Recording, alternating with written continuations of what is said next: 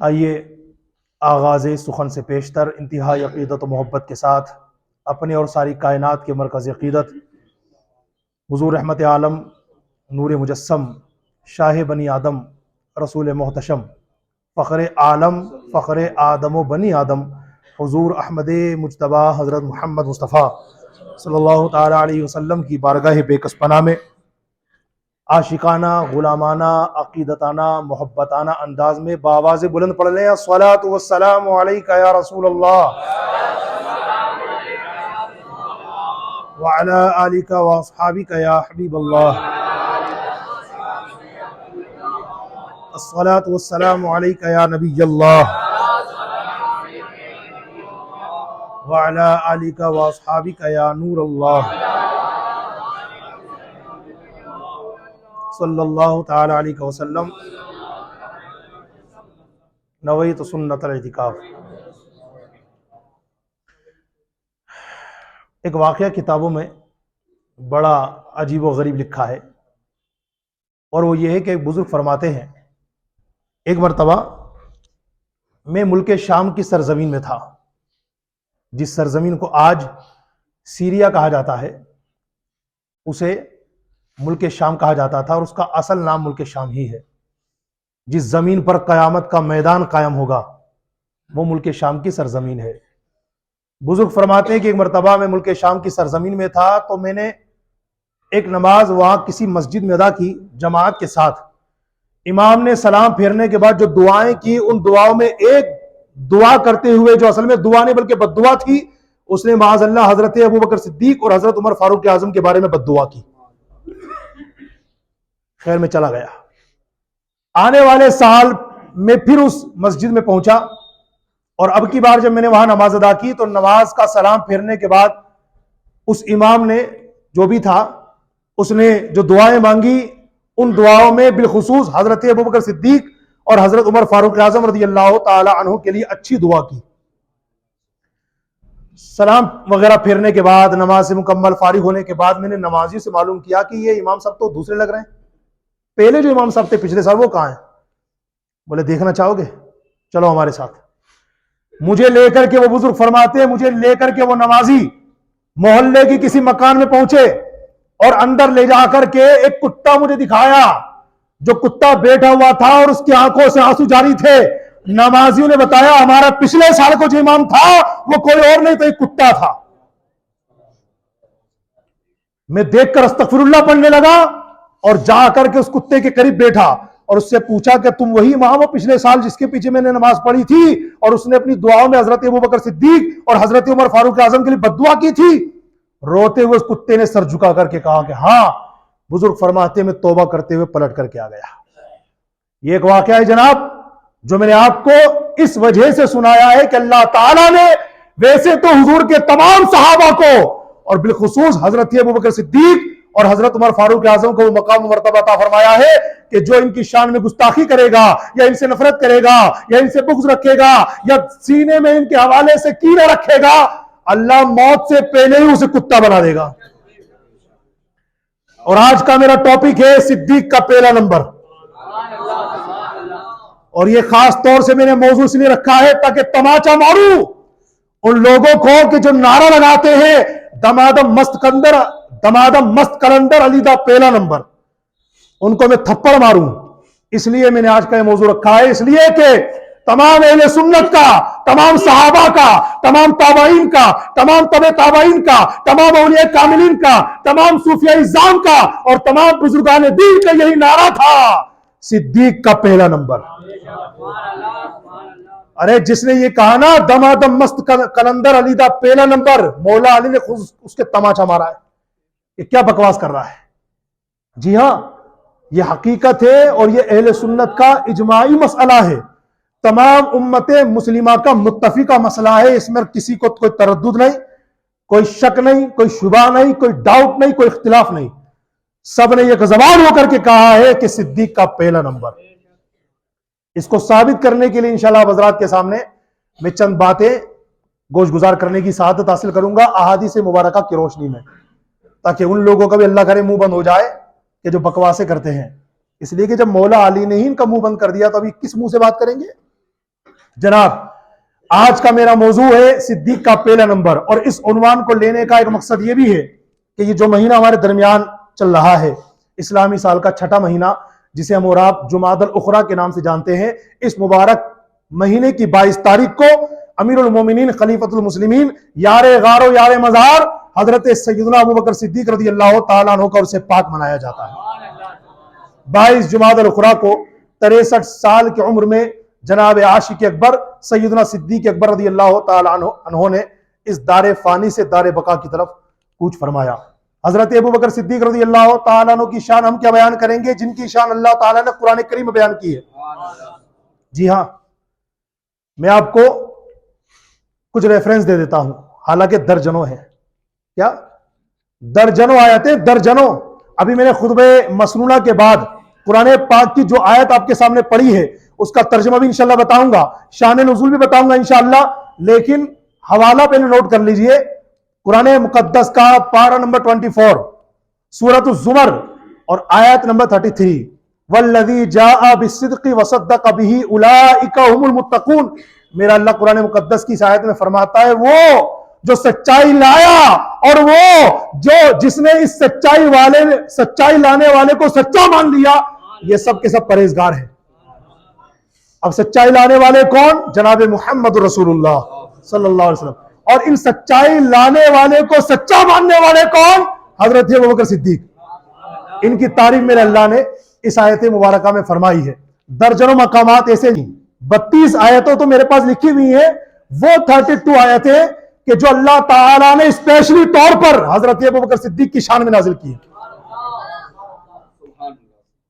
اور پرچہ میرے جیب میں تھا، ادھر ادھر ہو گیا غالباً، خیر۔ تو قرآن پاک میں درجنوں آیتیں ہیں جو حضرت ابوبکر صدیق کی شان بیان کرتی ہے۔ اب آپ خود سوچ لیجئے ہم ان کا مرتبہ آپ کے سامنے کیا بیان کریں گے کہ جن کا مرتبہ اللہ تعالیٰ نے قرآن کریم کی آیتوں میں بیان فرمایا ہے۔ حضرت ابوبکر صدیق رضی اللہ تعالیٰ عنہ کے بارے میں پوری امت مسلمہ کا فائنلی ججمنٹ ہے، افضل البشر بعد الانبیاء بالتحقیق، انبیاء اور رسول کے بعد پوری کائنات میں سب سے بڑا مرتبہ حضرت ابوبکر صدیق کا ہے۔ جی ہاں، یہ عقیدہ یاد کر لیجئے، امت مسلمہ کا یہ اجماعی فیصلہ ہے۔ صدیق کا پہلا نمبر، عمر کا دوسرا نمبر، عثمان کا تیسرا نمبر، علی کا چوتھا نمبر۔ افضل البشری بعد الانبیاء بالتحقیق کا مطلب کیا ہوا؟ بے شک تمام نبیوں رسولوں کے بعد کل کائنات میں سب سے بڑا مرتبہ حضرت ابوبکر صدیق رضی اللہ تعالیٰ عنہ کا ہے۔ اچھا ایک بات میں یہاں کلیئر کر دوں ذرا، تاکہ آپ حضرات کا عقیدہ بھی بالکل کلیئر آ جائے۔ یاد رکھیے گا، نبیوں کے ساتھ ساتھ رسولوں کا بھی ذکر ہے۔ حضرت ابوبکر صدیق کا جو پوری کائنات میں سب سے بڑا مرتبہ ہے، کس کے بعد ہے؟ نبیوں کے بعد اور رسولوں کے بعد۔ تو نبی تو ہم سب جانتے ہیں، رسول بھی ہم سب جانتے ہیں، مگر یہاں رسول سے مراد وہ رسول بھی ہیں جو نبیوں میں ہے اور وہ رسول بھی ہے جو فرشتوں میں ہے، یاد رکھیے گا۔ یعنی حضرت جبریل امین علیہ السلام، حضرت میکائیل علیہ السلام، حضرت اسرافیل علیہ السلام، حضرت اسرائیل علیہ السلام، جو رسول ملائکہ ہیں، ان کا مرتبہ بلند و بالا ہے۔ اس لیے کہا جاتا ہے نبیوں اور رسولوں کے بعد سب سے بڑا مرتبہ حضرت ابوبکر صدیق کا ہے، لہذا حضرت ابوبکر صدیق سے بڑا مرتبہ نبیوں اور رسولوں کا، اور رسولوں کے اندر جہاں انبیاء کرام میں جو رسول نظام ہے وہ بھی ہے، اور ساتھ ہی ساتھ جو فرشتوں کے رسول ہیں حضرت جبریل علیہ السلام، میکائیل علیہ السلام، اسرافیل علیہ السلام، اسرائیل علیہ السلام، یہ بھی ہیں۔ ان کے علاوہ تمام جناتوں میں، تمام فرشتوں، تمام انسانوں میں سب سے بڑا مرتبہ کس کا ہے؟ حضرت ابوبکر صدیق رضی اللہ تعالیٰ عنہ کا ہے۔ تو قرآن مقدس کے اندر جگہ جگہ جگہ جگہ میرے اللہ نے ان کی شان بیان فرمائی ہے۔ یہ جو ہم سورہ رحمان میں آیت پڑھتے ہیں نا، وَلِمَنْ خَافَ مَقَامَ رَبِّهِ جَنَّتَانِ، یہ آیت بھی حضرت ابوبکر صدیق کی شان میں نازل ہوئی ہے۔ ترجمہ کیا ہے؟ وَلِمَنْ خَافَ مَقَامَ رَبِّهِ جَنَّتَانِ، اور جو اپنے رب کے حضور کھڑے ہونے سے ڈرا، اللہ کے اس کے لیے 2 جنتیں ہیں۔ یہ آیت بھی حضرت ابوبکر صدیق کی شان میں نازل ہوئی ہے۔ اور میرے حضور جان عالم صلی اللہ تعالیٰ علیہ وسلم نے ان کے بارے میں احادیث طیبہ میں کتنی پیاری پیاری باتیں ارشاد فرمائی۔ آئیے نمبر وائز چند حدیثیں میں آپ کے سامنے پڑھتا ہوں۔ پہلی حدیث شریف سنیے، ترمذی شریف کے حوالے سے۔ میرے حضور صلی اللہ علیہ وسلم فرماتے، ما نفعنی مال احد قط ما نفعنی مال ابی بکر۔ میرے حضور فرماتے مجھے کسی کے مال نے اتنا فائدہ نہیں دیا جتنا فائدہ ابو بکر کے مال نے دیا۔ دوسری حدیث شریف بھی ترمذی شریف میں ہے، میرے حضور جان عالم صلی اللہ علیہ وسلم نے حضرت ابو بکر صدیق رضی اللہ تعالی عنہ سے فرمایا انت صاحبی فی الغار وانت صاحبی علی الحوض، اے ابو بکر جس طرح تم غار ثور میں میرے ساتھ تھے نا، حوض کوثر پر بھی میرے ساتھ رہو گے۔ تیسری حدیث بھی ترمذی شریف میں ہے، حضرت بی بی عائشہ صدیقہ رضی اللہ تعالی عنہ بیان کرتی ہیں کہ ایک مرتبہ میرے والد بزرگوار امیر المومنین حضرت سیدنا ابو بکر صدیق رضی اللہ تعالی عنہ میرے سرتاج صاحب معراج صلی اللہ علیہ وسلم کی بارگاہ میں حاضر ہوئے تو میرے آقا نے حضرت ابو بکر کو دیکھ کر کے کہا انت عتیق اللہ من النار، اے ابو بکر اللہ نے تمہیں جہنم سے عتیق یعنی آزاد کر دیا ہے۔ بی بی عائشہ فرماتی اسی دن سے میرے والد صاحب کا لقب پڑ گیا عتیق، آزاد۔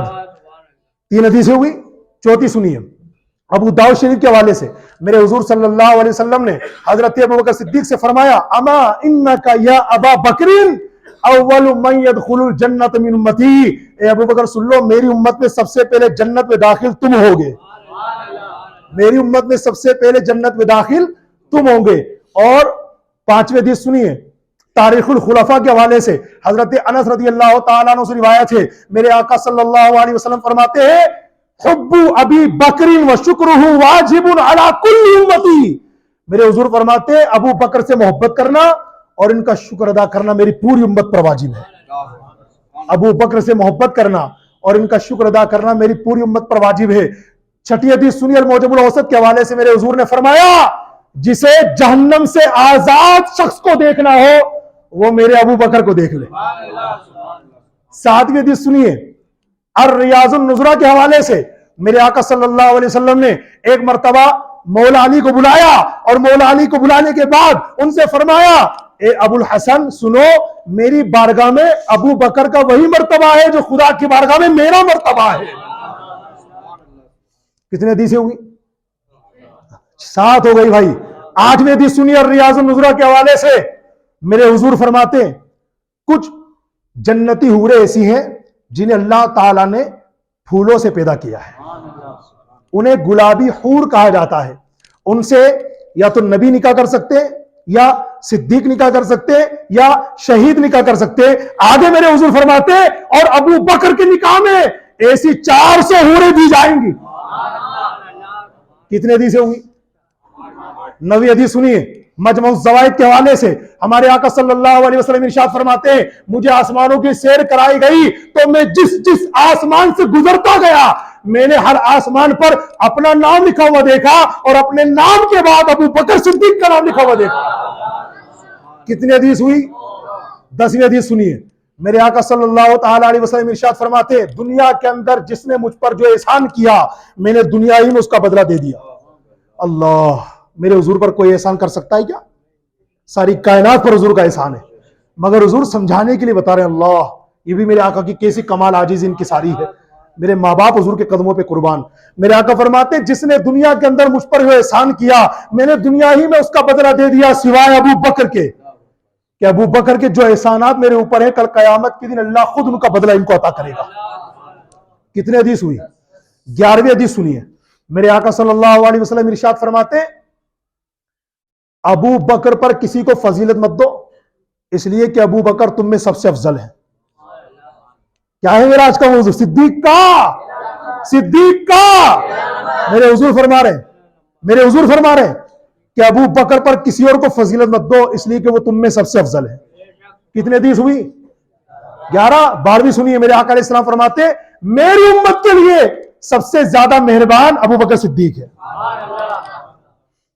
ماشاءاللہ یہ چند حدیثیں میں نے آپ حضرات کے سامنے 12ویں شریف کی نسبت سے 12 عرض کر دی ہے، ہو سکے تم کو یاد کر لیں، حالانکہ ابھی حدیثوں کا سلسلہ ختم نہیں ہوا، ابھی تو شروع ہے۔ بہت ساری حدیثیں بھی الحمدللہ مجھے یاد ہیں لیکن آگے بھی تو مجھے گفتگو کرنی ہے نا۔ اب میں آسمان کا ذکر ہوا، میرے حضور نے فرمایا مجھے آسمانوں کی سیر کرائی گئی اور میں جس آسمان سے گزرتا گیا میرا بھی نام لکھا ہوا دیکھا اور میرے بعد ابو بکر صدیق کا نام بھی لکھا ہوا دیکھا۔ دیکھو اللہ تعالیٰ اپنے محبوب سے اور یہ محبوب جان عالم حضرت ابو بکر صدیق سے کمال کی محبت کرتے ہیں، کمال کی محبت۔ تفسیر کبیر کی پہلی جلد میں اس محبت کے حوالے سے ایک بڑا ایمان کو تازہ کرنے والا واقعہ لکھا ہے، میں آپ کو سناتا ہوں۔ ایک مرتبہ میرے کریم آقا صلی اللہ علیہ وسلم نے حضرت ابو بکر صدیق رضی اللہ تعالیٰ عنہ کو بلایا اور میرے آقا نے اپنی انگوٹھی ان کو عطا فرمائی اور انگوٹھی دے کر کے کہا ابو بکر جا کر کے نقاش سے، نقش کرنے والے سے اس پر لکھوا کے لے آؤ لا الہ الا اللہ۔ یا رک کر کے ایک بات میں ضروری عرض کر دوں، جو ہمارے اسلامی بھائی انگوٹھی پہنتے ہیں وہ توجہ فرمائے، واقعہ انشاءاللہ کی جائے گا۔ انگوٹھی پہننے والوں دھیان سے میری بات سنیے گا، ہم چونکہ مسلمان ہیں، اور مسلمان کی ایک ڈیفینیشن یہ بھی ہے کہ جو شریعت کی باؤنڈری میں رہ کر کام کرے، شریعت کی باؤنڈری میں، اس لیے کہ اللہ تعالیٰ نے اسلام مذہب عطا کر کے ایک باؤنڈری بھی عطا فرمائی ہے، اس کا نام ہے شریعت۔ اب جو اسلام والا ہوگا، جو مسلمان ہوگا، یعنی جو مومن ہوگا، وہ کیا کرے گا؟ اپنا ہر کام اسی باؤنڈری میں رہ کر کے کرے گا۔ اس باؤنڈری کو اگر وہ کراس کرتا ہے، ٹھیک ہے، مومن وہ ہو سکتا ہے لیکن مومن کامل نہیں ہو سکتا۔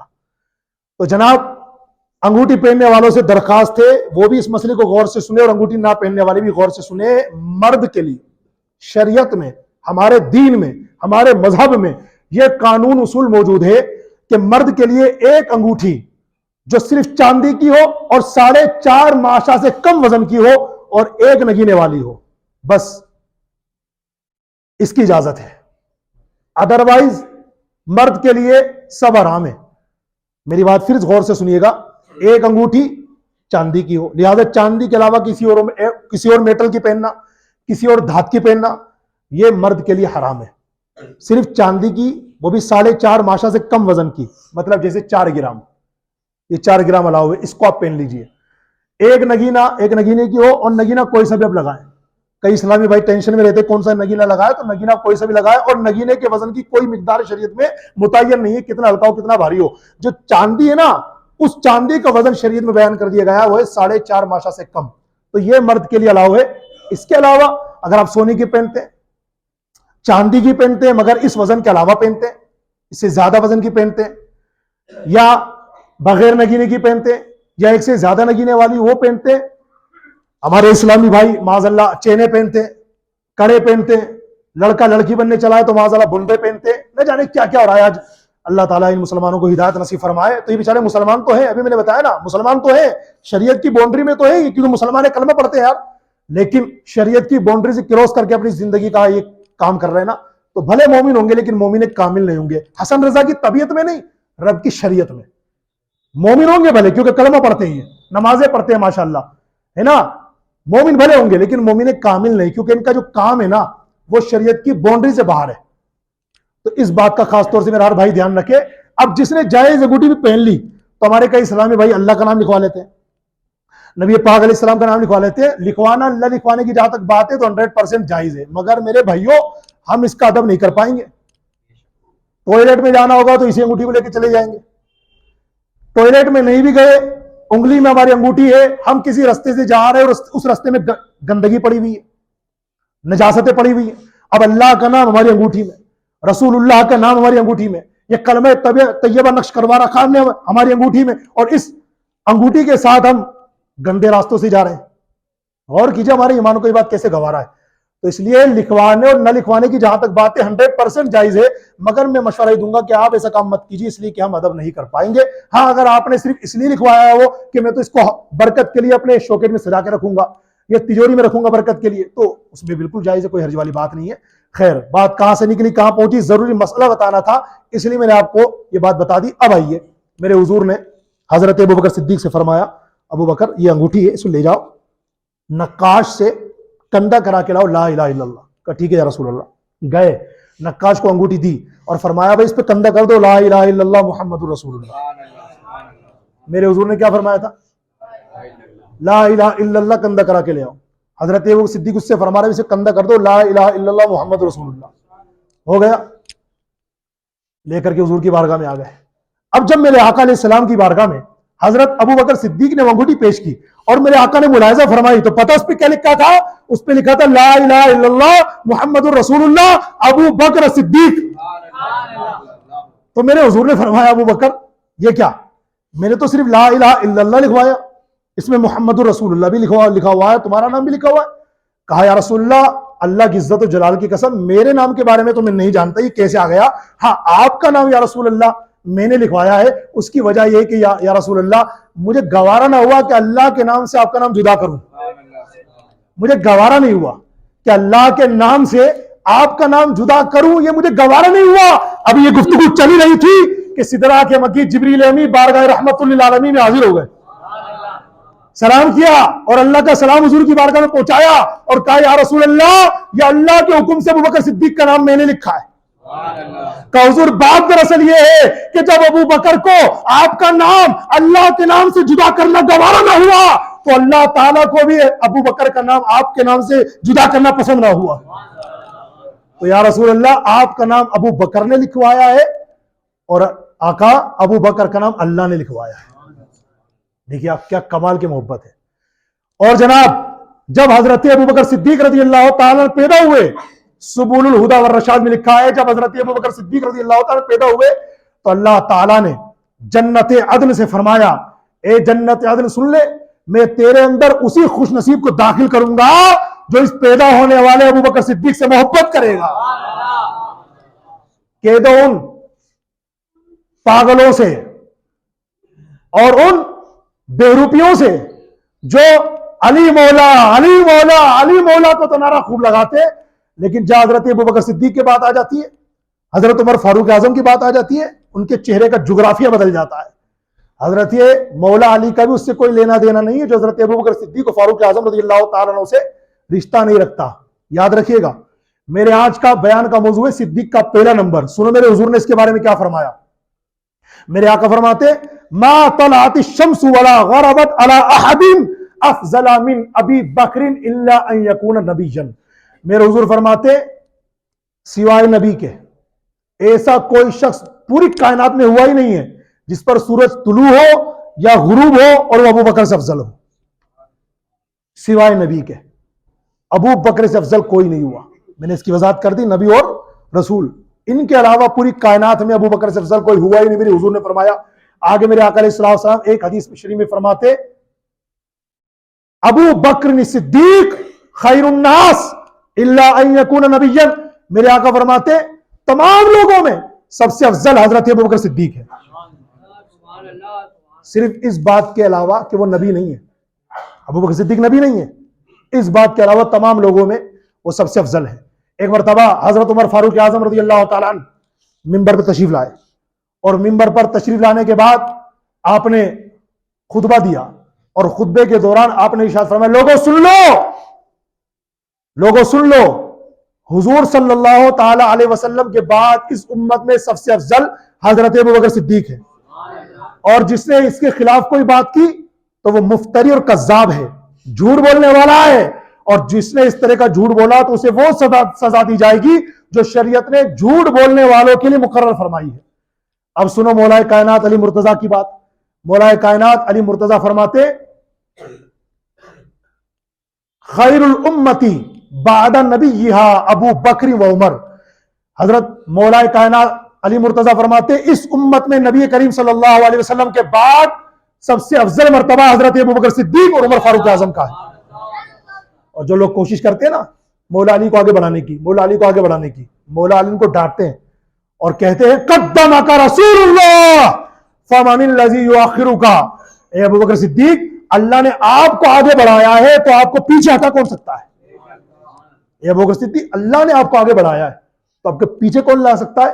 لہٰذا یاد رکھیے گا تمام امت مسلمہ کا یہ اجماعی اتفاق ہے صدیق کا پہلا نمبر۔ اور آپ حضرات بھی یوٹیوب وغیرہ پر آنے والی ہر ویڈیوز میں دیکھتے ہوں گے کچھ رافضی قسم کے لوگ، صحابہ سے جلنے والے، حضرت وہ صدیق عمر فاروق اعظم سے بغض و کینہ رکھنے والے، جو مرنے سے پہلے اگر توبہ نہیں کریں گے تو پہلے میں نے واقعہ سنا کتا بنا دیے جائیں گے، ان لوگوں سے دور رہیے۔ یاد رکھیے گا قرآن مقدس میں اللہ تعالیٰ نے تمام صحابہ کرام کے لیے ہمیں ارشاد فرما دیا وَكُلًّا وَعَدَ اللَّهُ الْحُسْنَى، اللہ نے سارے صحابہ کے ساتھ بھلائی کا وعدہ فرمایا ہے، سارے صحابہ کے ساتھ اللہ تعالیٰ نے جنت کا، بھلائی کا، احسان کا، خیر کا وعدہ فرمایا ہے۔ لہٰذا اس پر اللہ کی لعنت برستی ہے جو صحابہ کرام کے خلاف زبان کھولتا ہے، جو صحابہ کرام کے خلاف بکواس کرتا ہے، جو صحابہ کرام کے متعلق کوئی کمزور بات کرتا ہے، اور وہ سارے صحابہ میں چاہے حضرت ابو بکر صدیق ہو، چاہے عمر فاروق اعظم ہو، چاہے عثمان غنی ہو، چاہے مولا علی ہو، چاہے حضرت سعد بن ابی وقاص ہو، چاہے حضرت ابو ہریرہ ہو، حضرت انس بن مالک ہو، یا دیگر صحابہ کرام ہو، یا حضرت امیر معاویہ رضی اللہ تعالیٰ عنہ ہوئے، سارے صحابہ ہمارے سر کے تاج ہیں۔ بڑی پیاری بات بتاؤں میں آپ کو، بڑی پیاری بات، یہ صحابہ کرام کا مرتبہ پوری کائنات میں صحابہ کرام کا مقام انبیاء اور رسول کے بعد اتنا بڑا کیوں ہے؟ غوث پاک کا نام نہیں سنا آپ نے؟ وہ غوث اعظم 40 سال تک عشاء کے وضو فجر کی نماز پڑھی۔ خواجہ صاحب کا نام نہیں سنا آپ نے، جن کی چھتر چھایا میں رہتے ہیں انڈیا والوں؟ خواجہ غریب نواز رضی اللہ تعالیٰ عنہ، جنہوں نے چشم زدر میں 90 لاکھ غیر مسلموں کو اسلام کے دامن سے وابستہ کیا۔ اتنا بڑا اسٹیٹس، اتنا بڑا مقام، اتنا بڑا رتبہ، اتنا بڑا مقام، اس کے باوجود بھی یہ اتنے بڑے بڑے ولی ہو کر کے کسی صحابی کے مرتبے کو نہیں پہنچ پائے۔ مقام کتنا بڑا ہے؟ داتا گنج بخش علی اجویری کا نام سب نے سنا ہے، جنید بغدادی کا نام سب نے سنا ہے، حضرت خواجہ حسن بصری کا نام سب نے سنا ہے، حضرت سری سختی کا نام سب نے سنا ہے، حضرت معروف کرخی کا نام سب نے سنا ہے، حضرت حاتم اسم کا نام سب نے سنا ہے، حضرت ابراہیم بن ادہم کا نام سب نے سنا ہے۔ اتنے بڑے بڑے کامل اولیاء کرام، ان میں کئی تو وہ ہیں جو غوث پاک کے مشائخ میں سے ہیں، یعنی غوث پاک ہاتھ باندھ کے جن بزرگوں کا ادب کرتے ہیں، ان میں یہ نام بھی ہیں۔ حضرت جنید بغدادی، حضرت سری سختی، حضرت معروف کرخی، یہ وہ بزرگان دین ہیں جن کا غوث اعظم ادب کرتے ہیں، لیکن یہ کسی صحابی کے مرتبے کو نہیں پہنچ پائے۔ کیوں؟ حالانکہ بہت بڑا اسٹیٹس ہے، ان کی دعاؤں، ان کے ناموں کے وسیلے سے ہم دعائیں کرتے ہیں، اللہ پاک ہمارا بیڑا پار کر دیتا ہے۔ اس کے باوجود بھی یہ کسی صحابی کے مرتبے کو نہیں پہنچ سکتے۔ کیوں؟ اس کی کیا وجہ ہے؟ تو سنیے، ہمارے علماء نے بڑی پیاری بات ارشاد فرمائی۔ فرماتے ہیں نماز ایک طرف، روزہ ایک طرف، پوری رات کھڑے ہو کر عبادت کرنا ایک طرف، تہجد گزاری ایک طرف، قرآن کی تلاوت ایک طرف، حج و زکوٰۃ ایک طرف، ساری عبادتیں ایک طرف، ساری ریاضتیں ایک طرف، ساری اچھائیاں ایک طرف، ساری بھلائیاں ایک طرف، ساری نیکیاں ایک طرف، سارے اچھے کام ایک طرف، مگر اللہ تعالیٰ نے ایمان کی حالت میں اپنے حبیب کا چہرہ دیکھنے میں جو ثواب رکھا ہے وہ زندگی بھر کی عبادت میں نہیں رکھا ہے۔ وہی صحابہ کو ملا، وہی صحابہ کو ملا، حضور علیہ الصلوۃ والسلام کا دیدار کر لیا، کسی بھی اینگل سے آقا کریم صلی اللہ علیہ وسلم کی صحبت بابرکت ان کو میسر آ گئی، بھلے 1 سیکنڈ کے لیے، 2 سیکنڈ کے لیے ایمان کی حالت میں نبی پاک علیہ الصلوۃ والسلام کی صحبت پا جانا اور ایمان کی حالت میں دنیا سے رخصت ہونا، یہی تو صحابی کی ڈیفینیشن ہے۔ تو صحابہ کرام علیہم رضوان کو اللہ تعالیٰ نے اتنا بڑا مقام، بلکہ نبی اور رسولوں کے بعد جو سب سے بڑا مقام عطا کیا وہ دیدار مصطفیٰ کی برکت سے کیا ہے، صحبت مصطفیٰ کی برکت سے کیا ہے۔ تو جناب یاد رکھیے گا۔ اور حضرت ابوبکر صدیق کی شان سبحان اللہ، ایک روایت میں آپ کو اور سناتا ہوں۔ ایک مرتبہ تمام فرشتوں کے سردار حضرت جبریل امین علیہ الصلوۃ والسلام رسول پاک صلی اللہ علیہ وسلم کی بارگاہ میں حاضر ہوئے، سلام عرض کیا اور ایک کونے میں جا کر کے تشریف فرما ہو گئے، ایک کونے میں۔ تھوڑی دیر کے بعد وہاں سے حضرت ابوبکر صدیق رضی اللہ تعالیٰ عنہ کا گزر ہوا، تو حضرت جبریل امین نے جناب رحمت اللہ علیہ صلی اللہ علیہ وسلم سے پوچھا، یا رسول اللہ یہ ابو قحافہ کے بیٹے ابو بکر ہے نا؟ میرے حضور نے فرمایا ہاں جبریل، یہ ابو بکر ہے، ابو قحافہ کے بیٹے، تم انہیں پہچانتے ہو؟ جناب جبریل کا جواب سنیے۔ حضرت سیدنا جبریل امین کہتے ہیں یا رسول اللہ، ابو بکر صدیق جتنے زمین والوں کے درمیان فیمس ہیں، جتنے زمین والوں کے درمیان مشہور ہیں، اس سے کہیں زیادہ وہ آسمانوں میں مشہور ہیں، اور آسمانوں میں ان کا نام حلیم ہے۔ آسمانوں میں حضرت ابوبکر صدیق کا نام کیا بتایا؟ حلیم ہے، بڑی حیثیت حلیم ہے۔ اور سنیے، ایک مرتبہ حضرت ابوبکر صدیق رضی اللہ تعالیٰ عنہ نے خواب دیکھا، خواب عجیب و غریب تھا۔ خواب یہ تھا، حضرت ابوبکر صدیق رضی اللہ تعالیٰ عنہ نے خواب دیکھا کہ ایک چاند بڑا چمکدار، بڑا نورانی، وہ چاند مکہ مکرمہ کی سرزمین پر آیا، جیسے ہی آیا پھٹ گیا، اس کے بہت سارے ٹکڑے ہو گئے، اور اس چاند کے ایک ایک ٹکڑے مکہ شریف کے ہر گھر میں پہنچ گئے، سارے گھر میں پہنچ گئے۔ پھر وہ سارے ٹکڑے واپس جمع ہوئے اور چاند واپس جڑ گیا، اور وہ پورا چاند حضرت ابوبکر صدیق کی گود میں آ گیا۔ صبح بیدار ہوئے آپ، اس کی تعبیر معلوم کی، تو تعبیر بتانے والوں نے بتایا ابوبکر صدیق تعبیر اس کی بڑی اچھی ہے، اور تعبیر یہ ہے کہ وہ نبی آخر الزمان صلی اللہ علیہ وسلم جن کا کائنات کو انتظار ہے وہ تشریف لانے والے ہیں، اور تم ان کے فالوورز میں، ان کے متبعین میں، ان کی پیروکاری کرنے والوں میں سب سے بڑے سعادت مند ہوں گے۔ چنانچہ میرے آقا علیہ السلام کی جلوہ گری ہوئی، اور ظاہری 40 سال کی عمر میں میرے آقا کریم صلی اللہ تعالی علیہ وسلم نے اپنی نبوت کا اعلان فرمایا۔ حضرت ابوبکر صدیق رضی اللہ تعالی عنہ فوراً حضور کی بارگاہ میں آئے، اسلام لے کر کے آ گئے۔ مردوں میں سب سے پہلے اسلام لانے والی شخصیت حضرت ابوبکر صدیق کی ہے، عورتوں میں سب سے پہلے اسلام لانے والی شخصیت حضرت خدیجہ الکبریٰ کی ہے، غلاموں میں سب سے پہلے ایمان لانے والی شخصیت حضرت بلال حبشی کی ہے، بچوں میں سب سے پہلے اسلام لانے والی شخصیت حضرت علی مرتضیٰ کی ہے، اور آزاد کردہ غلاموں میں سب سے پہلے اسلام قبول کرنے والی شخصیت حضرت زید بن حارثہ کی ہے۔ ایک بندہ نماز پڑھ لے، روزہ رکھ لے، حج کر لے، قرآن کی تلاوت کر لے، نیکیوں پر نیکیاں کر لے، اپنی پسند کے مطابق نہیں، اللہ کی پسند کے مطابق، اللہ کی بارگاہ سے کیا اسٹیٹس دیا جائے گا؟ متقی، پرہیزگار۔ میرا جملہ یاد رکھنا، اس دنیا میں جتنے بھی بڑے بڑے نیکوکار آئے، بڑے بڑے پرہیزگار آئے، بڑے بڑے نیک لوگ آئے، سب کے لیے اسلام نے متقی، پرہیزگار، نیک انسان کا ٹائٹل دیا، مگر حضرت ابوبکر صدیق وہ ہے جن کو متقی پرہیزگار نہیں بلکہ سب سے بڑا متقی کا ٹائٹل دیا گیا۔ سورۃ اللیل 30واں پارہ، آیت نمبر 17، 18، 19، 20، 21، ان آیتوں میں اللہ تعالیٰ نے حضرت ابوبکر صدیق کو کیا کہا ہے؟ اتقا، یعنی سب سے بڑے متقی، سب سے بڑے پرہیزگار۔ ٹائم میرا مکمل ہونے کو ہے، میں چاہوں گا آخر میں حضرت ابوبکر صدیق رضی اللہ تعالیٰ عنہ کا عقیدہ جو الحمدللہ ہمارا بھی عقیدہ ہے، اور وہ کیا؟ تو زندہ ہے واللہ، تو زندہ ہے واللہ، میرے چشم عالم سے چھپ جانے والے۔ بس اس کو بیان کر دیتا ہوں، انشاءاللہ پھر ہوں گی انشاءاللہ پھر کبھی باتیں، اس لیے کہ سیرت ابوبکر صدیق کا یہ پارٹ بہت بڑا ہے، انشاءاللہ پھر کبھی اس موضوع پر بیان کریں گے۔ آخر میں چونکہ ہمارا بھی عقیدہ ہے حیات النبی کا، ہمارا نبی زندہ ہے، ہمارے نبی جن کا عقیدہ وہ ذرا زور سے بولے، ہمارے نبی مردہ کہنے والے بھی اسی دھرتی پر موجود ہیں۔ استغفر اللہ، تعجب کی بات یہ کہ اپنے آپ کو مسلمان کہتے ہیں، ایسے لوگوں کی بھی کمی نہیں ہے۔ اللہ تعالیٰ ایسے لوگوں کو ہدایت نصیب فرمائے، ہدایت مقدر نہ ہو ایسے لوگوں میں تو اللہ تبارک و تعالیٰ انہیں زمین سے نیست و نابود فرمائے۔ سنیے حضرت ابوبکر صدیق کا عقیدہ حیات النبی، نبی زندہ ہے۔ جب آپ کا مرض الوفات چل رہا تھا، یعنی وہ مرض جاری تھا جس میں اب انتقال فرمانے والے ہیں، مولا کائنات علی مرتضیٰ کو بلایا حضرت ابوبکر صدیق نے اور کہا علی میرے دنیا سے جانے کا وقت آ رہا ہے، میں کچھ وصیت آپ کو کرتا ہوں، اس کا دھیان رکھنا۔ کہا بتائیے۔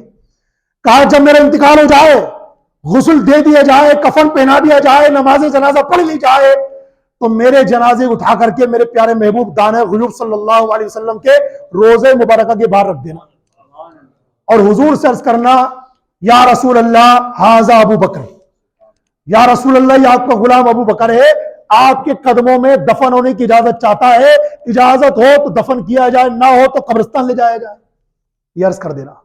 کہا ٹھیک ہے حضرت ابو صدیق۔ مولا علی نے لبیک کہا، ٹھیک ہے آپ کی وصیت پر عمل کیا جائے گا انشاءاللہ، اور کیا گیا۔